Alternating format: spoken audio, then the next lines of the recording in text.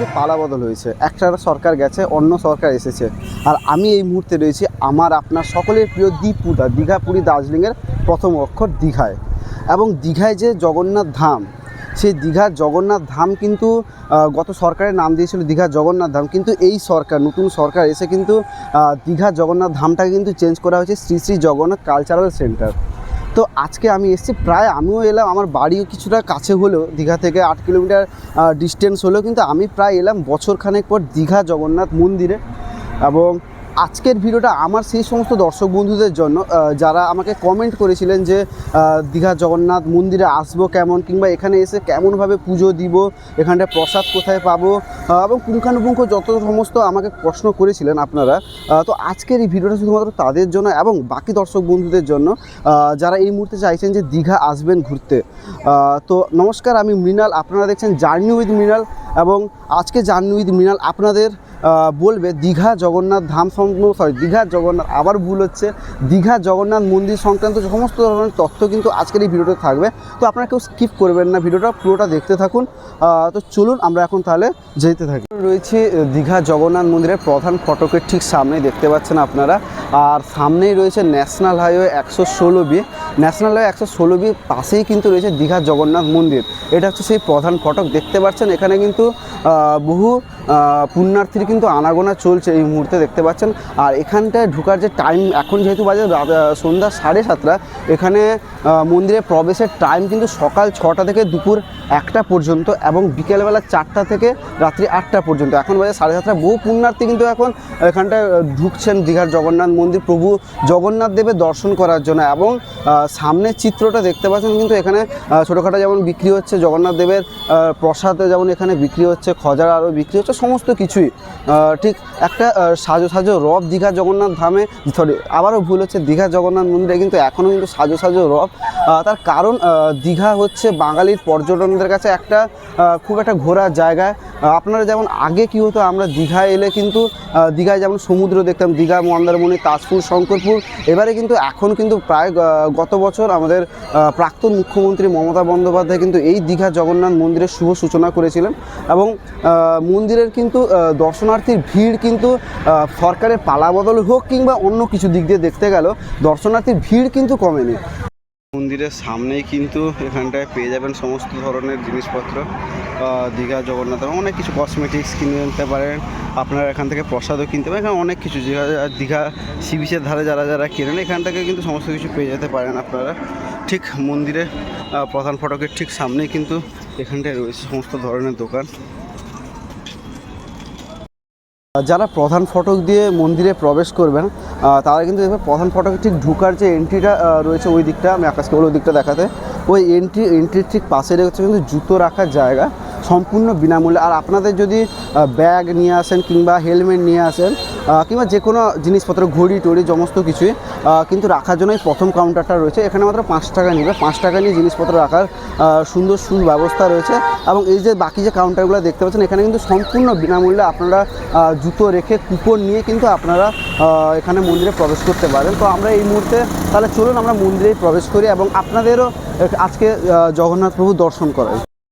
এই মুহূর্তে আমি চলেছি মহাপ্রভুর দর্শন করতে প্রধান ফটক দিয়ে। এই হচ্ছে সেই রাস্তা, এটা কিন্তু একটা রাস্তা মেয়েদের জন্য, একটা রাস্তা কিন্তু ছেলেদের জন্য, দেখতে পাচ্ছেন মাঝখানে রয়েছে একটা ব্যারিকেড। তো এখন এই মুহূর্তে যেহেতু রয়েছে দর্শনার্থীর ভিড়, কিন্তু আমরা যদি ওইদিকে দেখাই কিন্তু দর্শনার্থীর যথেষ্ট পরিমাণে ভিড় রয়েছে।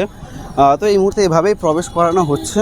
তো চলুন প্রবেশ করি এবং আপনাদের বাকি সব তথ্যগুলো আমরা আস্তে আস্তে দিতে থাকবো।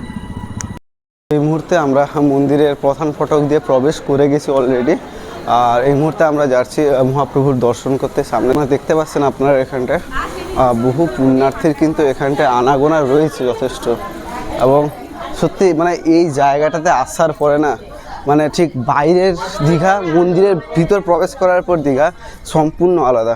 দেখতে পাচ্ছেন কিন্তু এদিকে যেমন মন্দিরও প্রতিষ্ঠা হয়েছে, তেমনি সবুজায়নের দিকেও কিন্তু নজর দেওয়া হয়েছে। এবং এখানটা কিন্তু আপনারা পা ধুয়ে, এখানে সুন্দর ব্যবস্থা রয়েছে পা ধোয়ার, তো পা ধুয়ে কিন্তু আপনারা প্রবেশ করে যেতে পারেন মন্দিরের মধ্যে।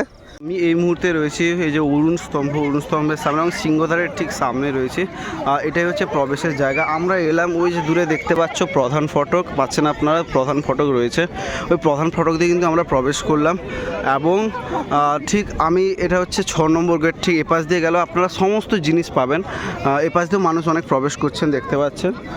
আর এই মুহূর্তে এখানটা কিছু একটা চলছে, আশা করছি, আমি ঠিক জানি না কী চলছে। আমিও যেহেতু প্রায় বছরখানেক পরে এসেছি, এখানে প্রসাদ বিতরণ চলছে, আপনারা দেখতেই পাচ্ছেন এখানটায় প্রসাদ বিতরণ। আর ঠিক এখান থেকে নাইট ভিউটা আপনাদের দেখাবো।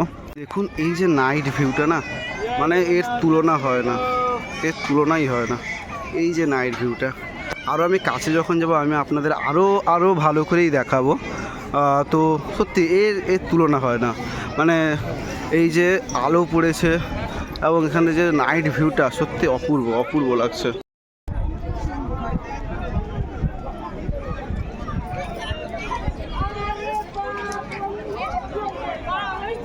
এই মুহূর্তে কিন্তু এই যে সিংহদ্বার, আপনি মন্দিরে প্রবেশ করলে, যে কোনো মন্দিরে আপনি প্রবেশ করুন না কেন, ঠিক আছে, এইখানটা কিন্তু এখন ক্যামেরা টোটালি কিন্তু অ্যালাউ করা বন্ধ করে দিয়েছে, ঠিক আছে। কিন্তু আমি যেই সময় মন্দির উদ্বোধনের সময় ছিলাম কিন্তু পুরোটাই কিন্তু ক্যামেরা কিন্তু করেছিলাম। এই হচ্ছে সেই সিংহদ্বার দিয়ে আমরা প্রবেশ করলাম এবং সিংহদ্বার দিয়ে প্রবেশ করার পরে এখানে হচ্ছে কিন্তু পদ্মপুকুর, একটা পদ্মপুকুরের মতোই রয়েছে, সুন্দরভাবে দেখছেন।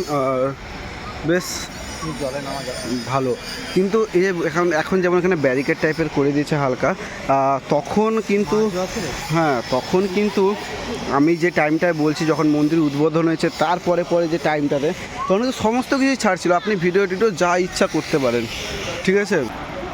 দেখতেই পাচ্ছেন মধ্যে আমরা এখন প্রবেশ করছি। এরপরে রয়েছে হস্তিদ্বার।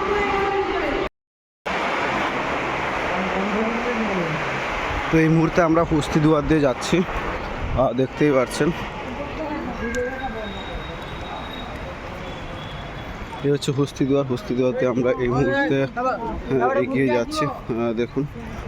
আর ঠিক সামনে সবগুলো জায়গার সামনেই কিন্তু সুসজ্জিতভাবে সমস্ত কিছুই রয়েছে। তো চলুন আস্তে আস্তে আমরা প্রবেশ করি। এবং এইখান থেকে যদি আমি বলি, এখান থেকে এই যে ভিউটা না, যে দীঘা আপনার বলুন প্রধান ফটক কিংবা আপনি বলুন, ভিউটা কিন্তু যথেষ্ট সুন্দর লাগছে কিন্তু ব্যাপারটাকে। এই যে চূড়া মন্দিরের,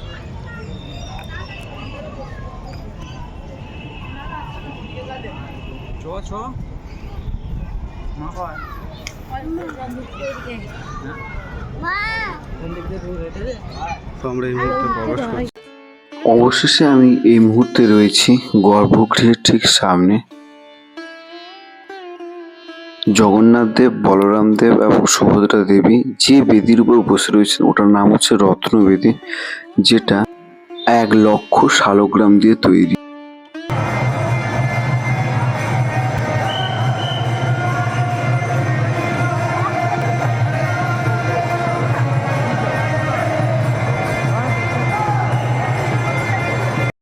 এই মুহূর্তে আমরা বেরিয়ে এলাম, মহাপ্রভুর দর্শন করার পর আমরা কিন্তু বেরিয়ে এসলাম এখান থেকে। আর এখানে মহাপ্রভুর পাশেই রয়েছেন বিমলা দেবী, দেখুন দেখাচ্ছি।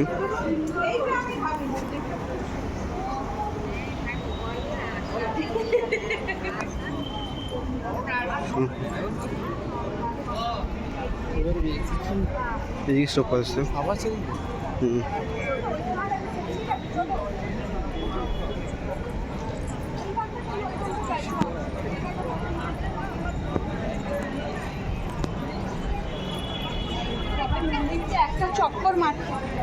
এই মুহূর্তে দেখতে পাচ্ছেন এখানে নৃসিংহদেব রয়েছেন, কিন্তু ঠিক গর্ভগৃহের ঠিক পিছনেই রয়েছে নৃসিংহদেব।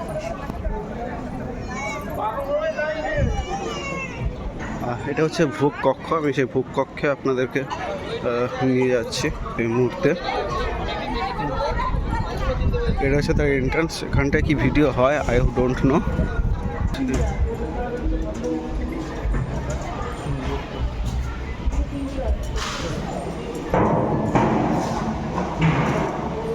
এটা হচ্ছে সেই ভোগ কক্ষ, যেখান থেকে আপনারা ভোগ নিতেই পারেন।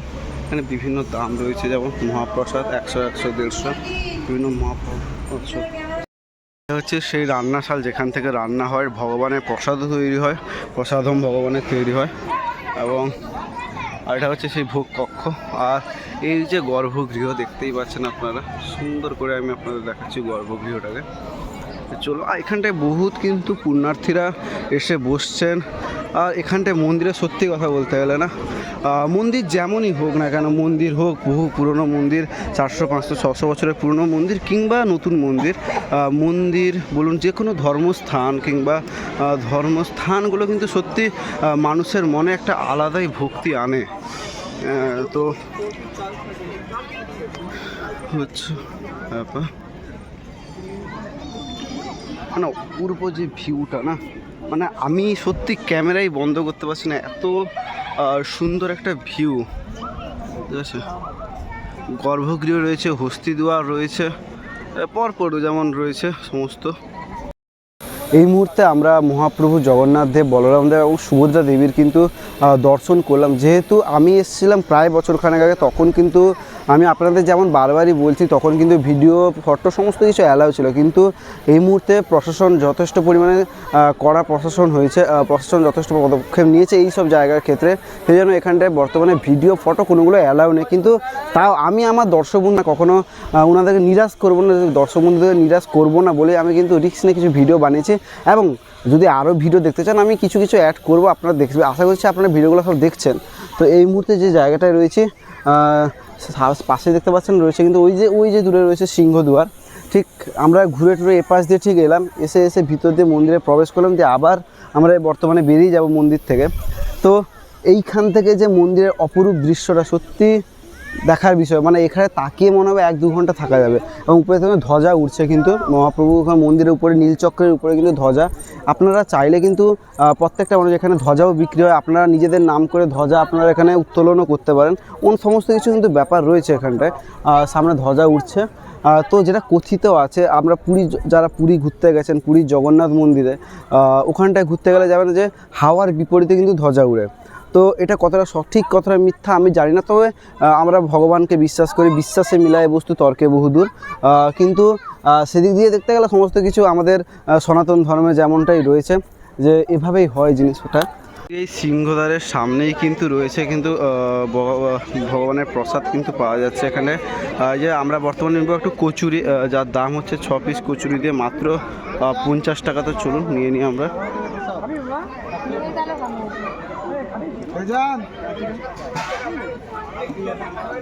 অনলাইন সিস্টেমটা তো করতে পারো।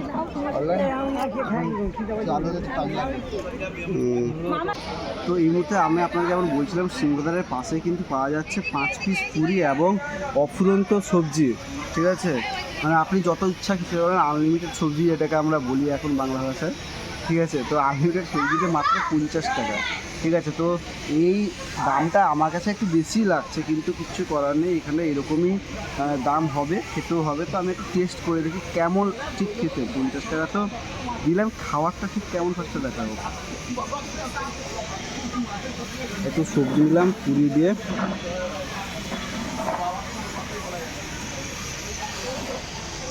ঠিকঠাক আছে, গরম আছে, সব কিছু খাওয়ার উপযুক্ত। ঠিক আছে, চলুন খাওয়া দাওয়া করি।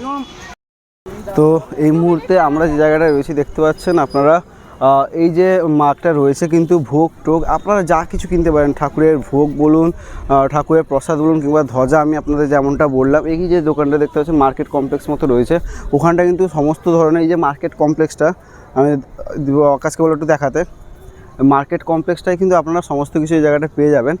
আর সামনেই রয়েছে ইস্কনের কিন্তু কেন্দ্র, এই যে সামনে ইস্কনের কেন্দ্র, এটা ধর্মশালা টাইপের, যেখানটায় কিন্তু বহু মানুষ ইস্কনের যারা থাকেন তারা কিন্তু এইখানটায় থাকেন। তো আশা করছি আপনারা আজকের এই পর্বটা যারা দেখলেন তাদেরকে আমি নিরাশ করিনি, আমি আশা রাখবো সেটা। তো কেমন লাগলো আজকের এই পর্বটা অবশ্যই কিন্তু কমেন্ট সেকশনে কমেন্ট করে জানাবেন। আর যারা যারা এখনও পর্যন্ত চ্যানেলকে সাবস্ক্রাইব করেননি, কী করছেন, জার্নি উইথ মৃণালকে খুব তাড়াতাড়ি সাবস্ক্রাইব করুন। আপনাদের জন্য আরও নতুনত্ব ভিডিও, আরও অনেক কিছু নিয়ে আসতে চলেছে। আর কেমন লাগলো আজকের এই ভিডিওটা অবশ্যই কমেন্টে জানাবেন। ভালো লাগলে লাইক, কমেন্ট, শেয়ার, সাবস্ক্রাইব। দেখা হচ্ছে অন্য কোনো একটি ব্লগে খুবই তাড়াতাড়ি। ততক্ষণের জন্য টাটা।